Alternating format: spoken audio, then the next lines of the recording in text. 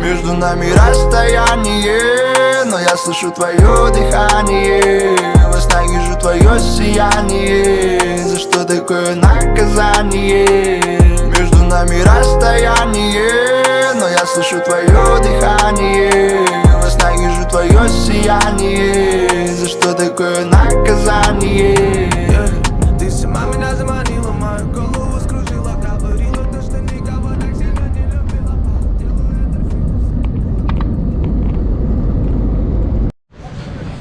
Made it to Manas Airport, Kyrgyzstan, and it is snowing. So yeah, this big jacket I've been lugging around is finally coming in use. Let's go to Bishkek. Good morning from Bishkek. Snowed last night, but really isn't. I mean, there's ice left and it's made for some slippery walking. But yeah, we'll see how that goes. Bit of a late start this morning. I want to do a little workout, but then also had some tummy troubles, which happens when traveling. So I'm gonna try to find some meds for my tummy on this walk. Yeah, so we'll see what happens. Got hoping to see some of the Soviet side of Bishkek. Let's go. So I just walked around here now, just showed you the side of this building, and yeah, it's quite the, I mean, really imposing, quite intimidating in front of the statue of this man, Chingiz Aytmatov, a Kyrgyz author. Father was persecuted by communists, and he was around from 1928 to 2008. Studied in Moscow, worked in Moscow, and is one of the most well-known Kyrgyz authors. And right across from kind of a large central square here in Bishkek, the Ala-Archa Square. So let's go over and get a closer look at that. So here in Ala-Archa Square now, we'll move in closer, but I just want to show again. So Kyrgyzstan is a 90% Muslim country, but again, you've got this massive Christmas tree here due to Soviet influence and combining kind of the traditional Christmas celebrations with New Year celebrations. So again, interesting to see. And so this park or square was built in the 80s to commemorate the Kyrgyz 60th anniversary as a socialist republic. And there's a large statue of a Kyrgyz like mounted warrior there. There used to be a Lenin statue, but that was removed in 2003. And this is where the tulip revolution was in 2005, which after parliamentary elections in February, March 2005, the revolutionaries alleged corruption and authoritarianism by Ala-Archa, who was the president at the time. There was a clash between 15,000 protesters and government forces here. 2 died and over 100 were wounded. And so kind of the result of those protests, called the Tulip Revolution, led to President Akayev fleeing and the opposition taking over. Okay, yeah, got a great shot of the Kyrgyz flag there. A little bit more vexillology for you. The Kyrgyz flag is absolutely one of my favorite flags. It's, I mean, just very unique in terms of design. So you've got, it looks like a sun, but then in the middle, that like crosshatch pattern. When you go inside of a yurt, there are wooden support beams that go across, and that's what it looks like at the top. So, you know, at first glance, it just looks like a sun, but it's actually the roof of the inside of a yurt. Since Kyrgyz people are traditionally nomads, and they live in yurts. So this building right here is the State History Museum of Kyrgyzstan, and there's some guards right there under the flag. So let's go get a closer look.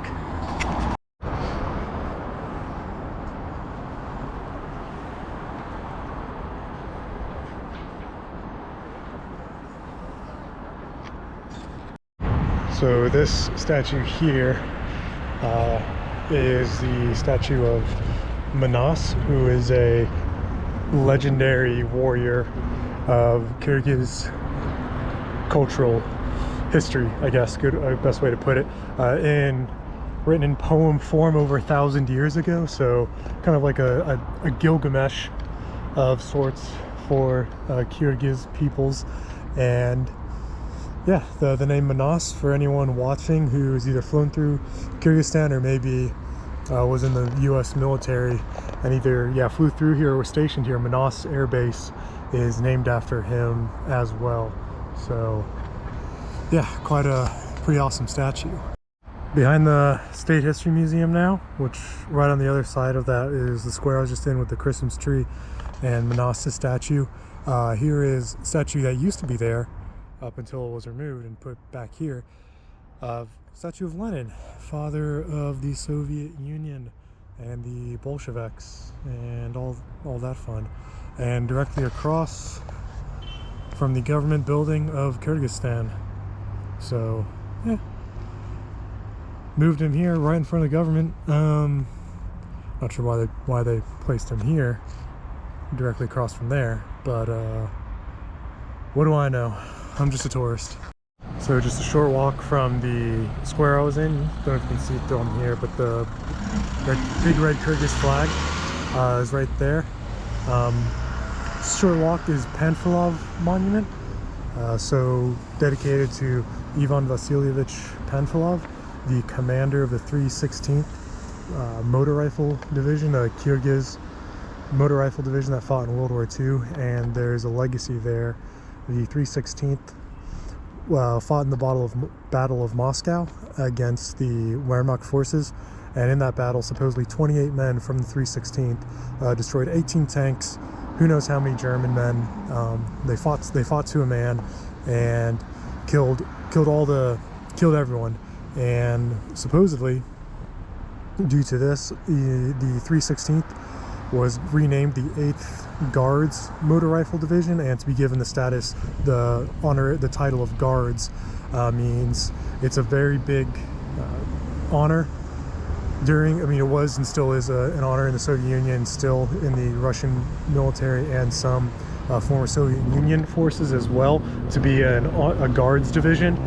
But there's some controversy there, because these 28 men supposedly fought and died, fought to the death, and then the commander Panfilov, when he was notified a few days or weeks after the battle that his unit was to be redesignated as a Guards Rifle Division, they immediately came under fire, artillery fire, and he was killed by a shell splinter. The controversy is that the 28 men, there wasn't that big of a battle there.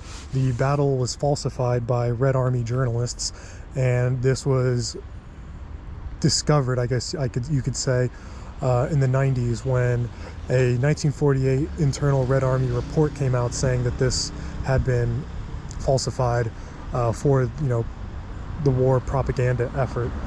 And how exactly was it falsified? Well, for starters, for the 28 men who died, 6 of them didn't die. They survived the war and showed up in other parts of the Soviet Union. So supposedly these heroes, whose names there's multiple parks, there's multiple Panfilov monuments across Central Asia, since the forces from these divisions came from not only Kyrgyzstan but Kazakhstan as well. So quite a controversy there, that these men who supposedly fought and died to the death turned up alive, and then one of them may have even surrendered to German forces. So the Soviets did not look too kindly upon men surrendering. And then another issue, the story of Panfilov was told his unit would be a Guards division, then he died. Well, it'd be kind of tough, because there's internal Red Army documents that he was actually killed in action a few weeks before the famous battle. So interesting to see, but at this point it's just more of a legend. And even when a movie the Russians just made a movie about it in 2016, but right next to it is Panfilov Park, so a small little amusement park, kind of right in the middle of Bishkek. It's pretty cold now. These all look like they're still in use. Like right now it's a few degrees below freezing, so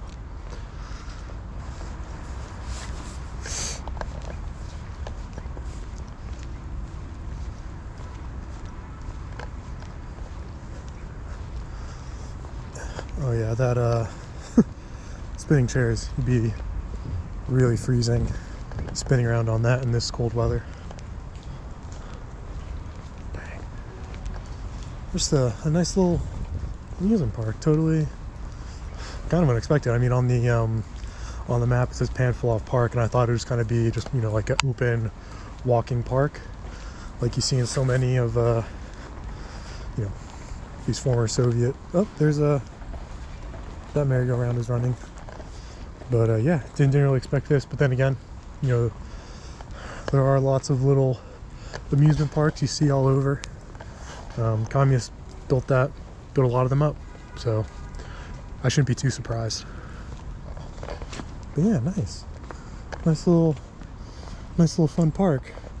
And you don't even really notice it until you walk right up to it. There's, you know, trees and buildings all around, so it's kind of a nice little surprise. Here now in front of the Kyrgyz National Opera and Ballet Theater. It's reopened 1937. The Soviets did like their performing arts. You know, it's similar style to other opera houses across the former Soviet Union. Very similar architecture, with the coat of arms up there, and then the performing statue here, you know, heroic statues. And then zoom it in, hopefully you can make it out. You can see the hammer and sickle of the Soviet Union right there. So yeah, like I said, opened 1937. When I was reading about it, one of the interesting things it says is their performers, the National Ballet and Opera, doesn't just perform here. They travel around the country, you know, not only to opera houses, but they'll perform outside as well. And it was talking about specific instances when their performers you know, did performances basically on mountainsides and valleys along rivers, literally in front of livestock. So I think that'd be a funny kind of social media campaign, is them performing and kind of putting it out there for everyone to see. Then right next to the opera theater, here's a statue to Bubasara Beshenalieva, Kyrgyzstan's, you know, first great, most well-known ballerina. Yeah, born 1926, lived till 1973, studied ballet in Leningrad, now St. Petersburg in Russia, and debuted in the Bolshoi in Moscow. So a very, very accomplished ballerina. Yeah, just, you know, I was on my way to Monument, Victory, more World War II stuff, but just came across this and found it interesting. Stopping for a quick bite to eat right next to the Victory Square. With this bar and grill. Had pretty good reviews, so I'd check it out. But yeah, so just saw a funny thing on the menu here.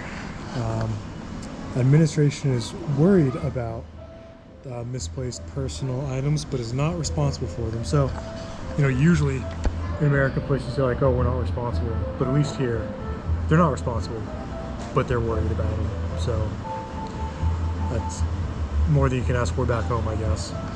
And let's give a yak meat burger a try. Never had yak before. Okay, my yak burger has arrived. Also, this is the first time they dropped off gloves to wear. Never had that happen in a restaurant before. Yeah, yak meat's not bad. Tastes like a regular burger.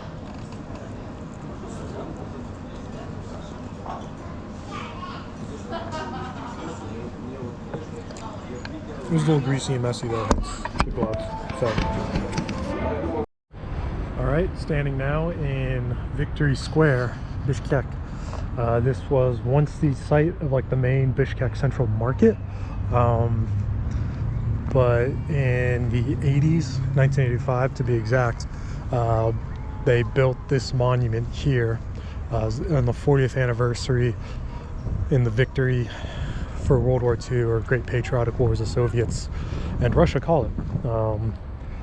So yeah, and walking up now to the Eternal Flame. Casual photo shoot, video shoot in Victory Square. And that's the former Soviet circus building. Cirque. Maybe you can see it on the camera here.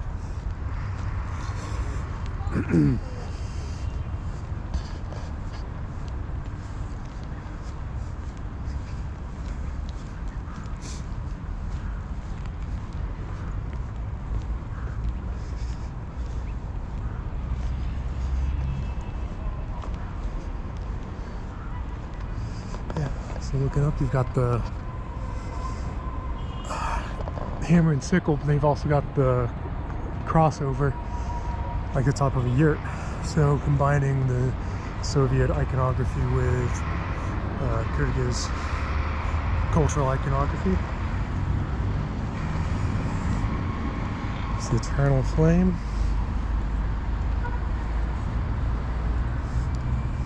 Yeah. And then we've got some statues here.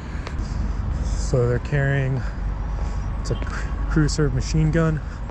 One's carrying the gun itself over his shoulder. The other's carrying the, I think it's the cooling tube and a box of ammunition. And then over here we have, you know, it looks like a family,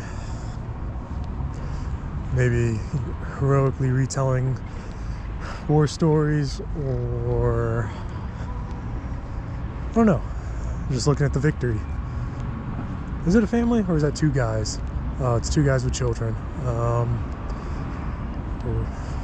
Yeah, saying, hey, look at our victory. And it's really a beautiful shot here. You can see the mountains behind. Yeah, really nice. You can get a better view of the circus building here as well. Cirque. So it looks like a UFO. Pretty fun.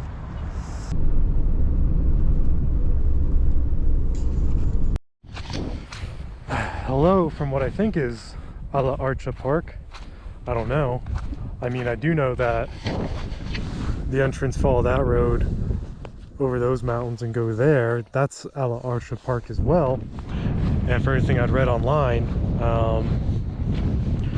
that you could go hiking there. So I thought, oh, that'd be great. And you know, I was worried it's the winter, but I read articles saying no, you can still go hike in winter. It's beautiful with the snow. And I was like, oh great, that would be awesome.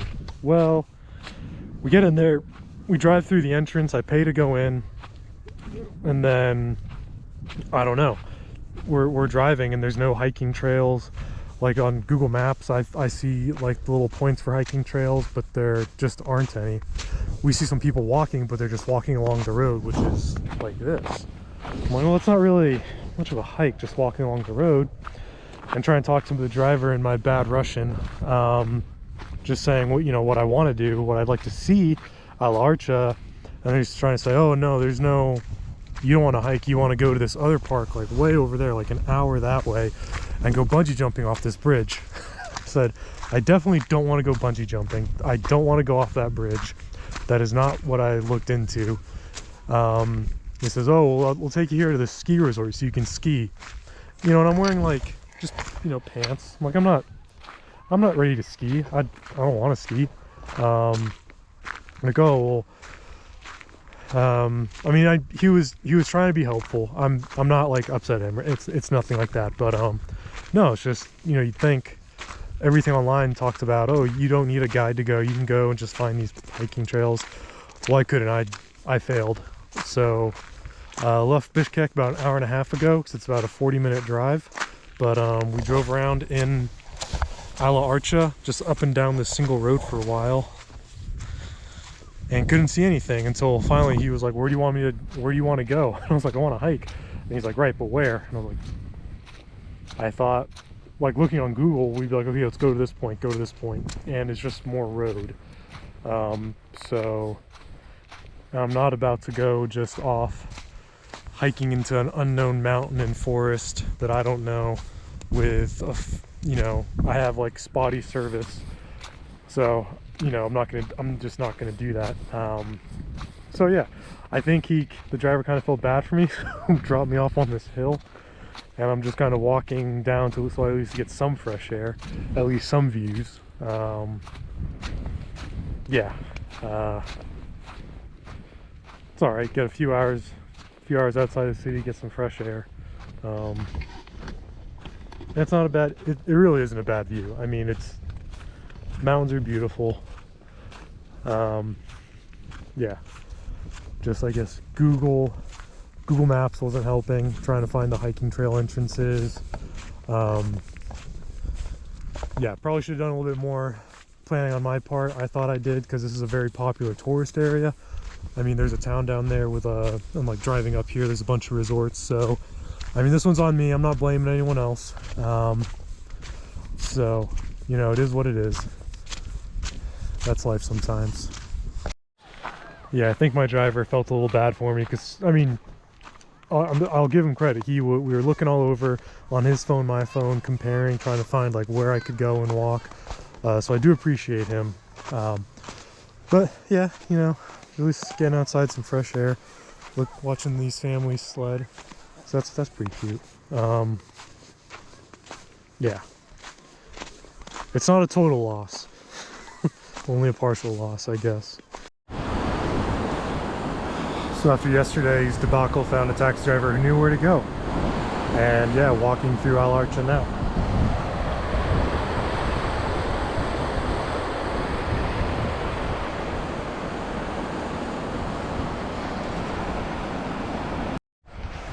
It's just such a gorgeous valley. And what's funny is that it was, if we'd driven maybe 5 more minutes yesterday, we would have found the car park. But the taxi driver didn't know where it was, so we turned around and left. And now it's like a whole big walking area. You can see people. Yeah, it's just gorgeous. It's an awesome walk. It's very easy to do. You just pay a few dollars to park or to get entrance in a car, and you just drive until you get to a car park. You don't need a guide, but it's a nice little walk.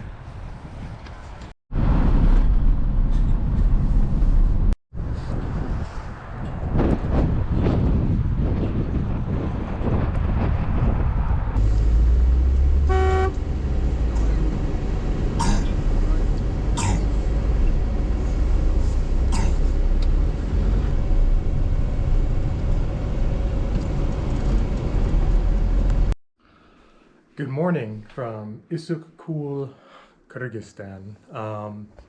Yeah, took the marshruta here yesterday.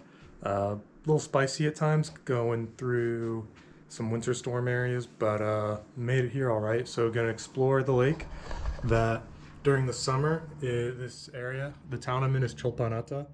This area is a major tourist spot. So if you look down this way, you can kind of see the town, the mountains here. So I'm on the north shore. So these are the mountains. Just on the other side of these mountains is Kazakhstan. And driving here, I actually drove along the Kazakh border for quite a while. Yeah, so we're gonna get in and explore Cholpan-Ata a bit and walk along the lake and check it out.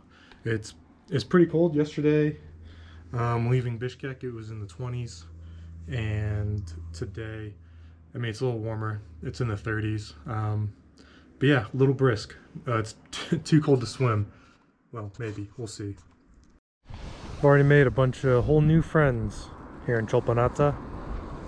Oh, and one's so excited. He's pooping. She's pooping. Hello. And there's some little lambs over there. So my hotel's just there. Hotel Olymp, O-L-I-M-P. I wouldn't say I really recommend it. It was recommended to me as supposedly, you know, one of the better hotels here. When I got there yesterday, they had no record of my booking, but they were like, it's okay, we have space. I mean, it's winter, it's their down season, so okay.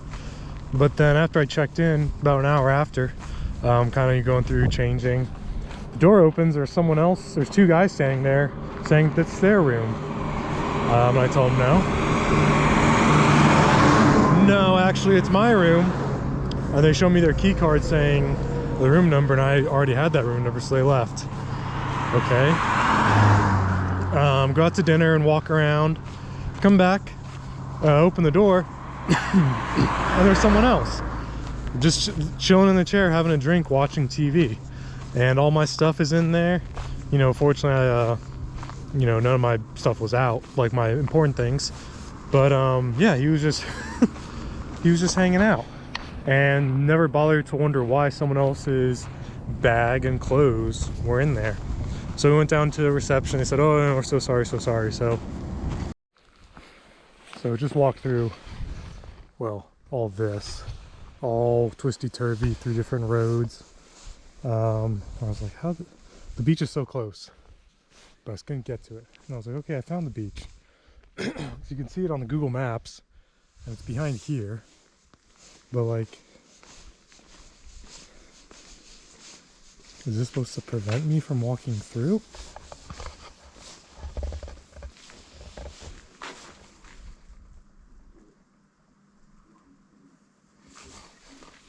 I hear voices.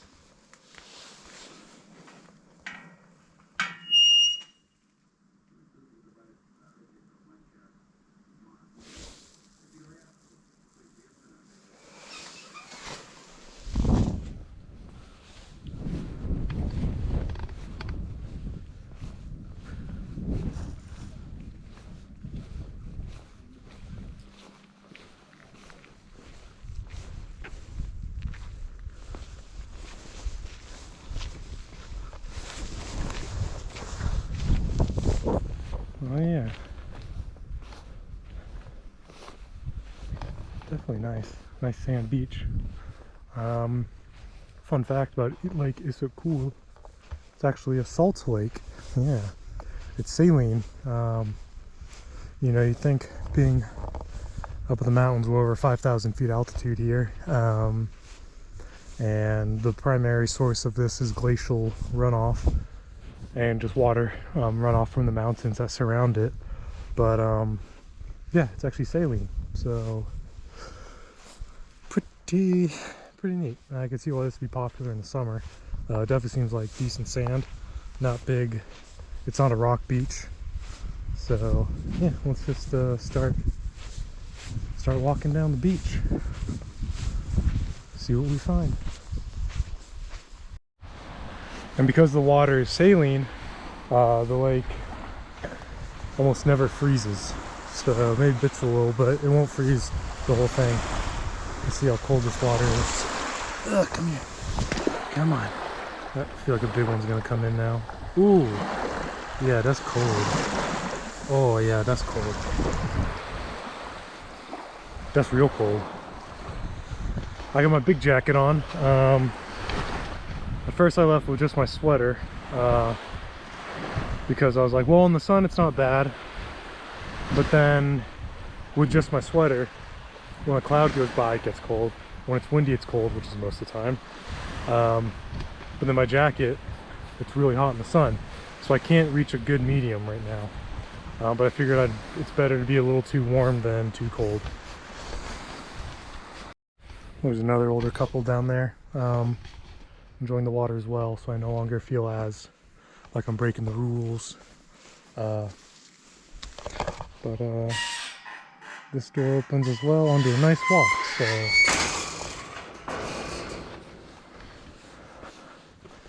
let's walk. Oh, what do we have over here? Oh, what is this, a sport complex?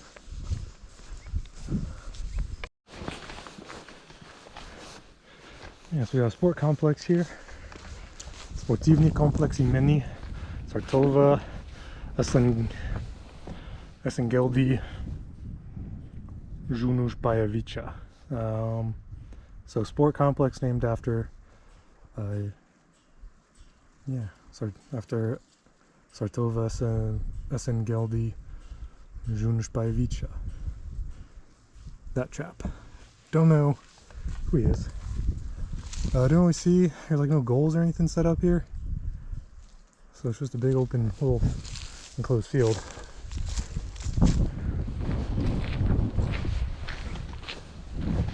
But we can check it out.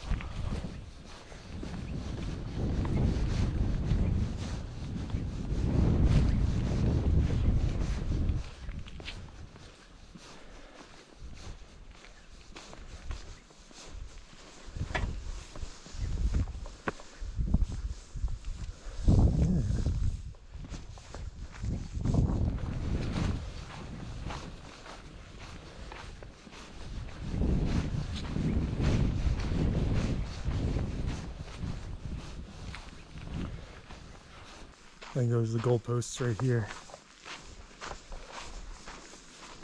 Yeah. You can see I tore them up. This looks like a tennis court. Interesting. So I walked down on the other side of this building, which was just a lot of windy, twisty roads and gates and fences.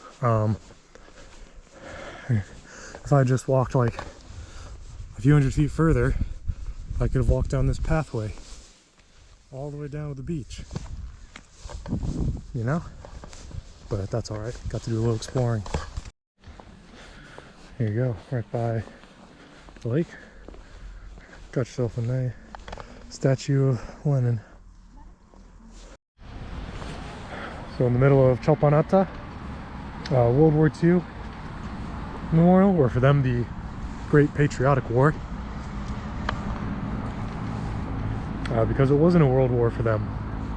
You know, Soviets only joined the fight against the Japanese in the closing weeks of the war. It's a land grab. But yeah, so nice little artillery piece there, anti-aircraft gun, and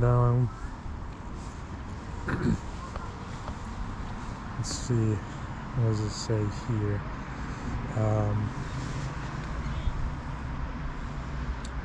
Echkim, Echkachan, Unutulbat. No one is forgotten and nothing is forgotten. So it's a lot of names for a small town. And so I wasn't sure if they were all dead, but I mean, usually you're not going to put up names of people who lived on memorials. So yeah, it's a lot of names for a small town like Cholpanata.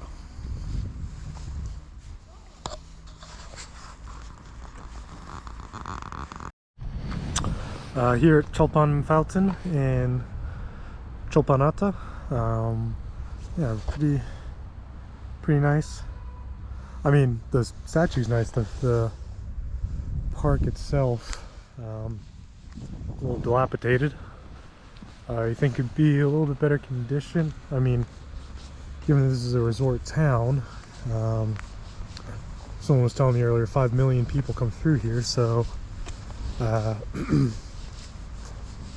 you know, there's another nicer park, a few more, maybe a few hundred meters west, but I mean, it's still a decent park.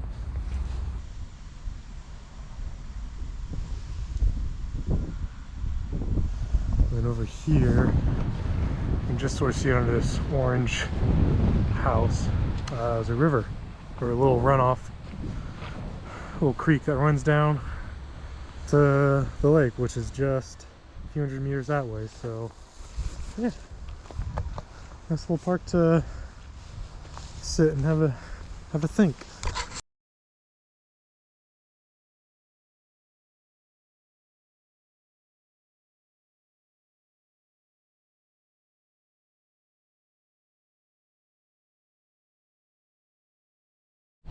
This was the mighty steed that just brought me from Cholpanata, excuse me, back to Bishkek at the bus station.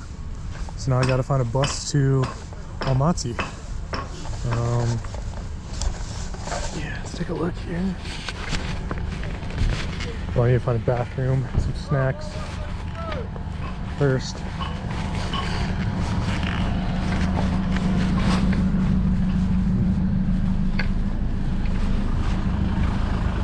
These guys are all going to other places in Kyrgyzstan. Okay, let's go.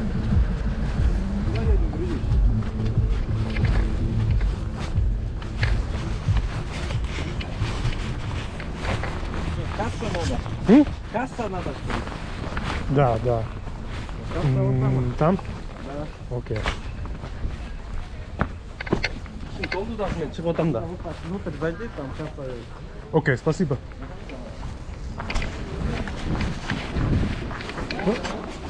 The ticket office was closed from 12:30 to 1:30, so I had a few minutes to eat, and the bus to Almaty doesn't leave till 2. So getting meat, potatoes, and bread cost about $2.50, so not bad for a hearty meal. Got my food, got my ticket to Almaty. There's the bus. So he's here in 20 minutes. Don't know how long the ride will be, but we'll see. Successfully made the crossing into Kazakhstan there. And from Kyrgyzstan, I got to switch buses, and it's just right over there. So yeah, all these cars are waiting to cross into Kyrgyzstan, and there was no line on our side. So yeah, really quick. That's nice. But yeah, let's go to Almaty.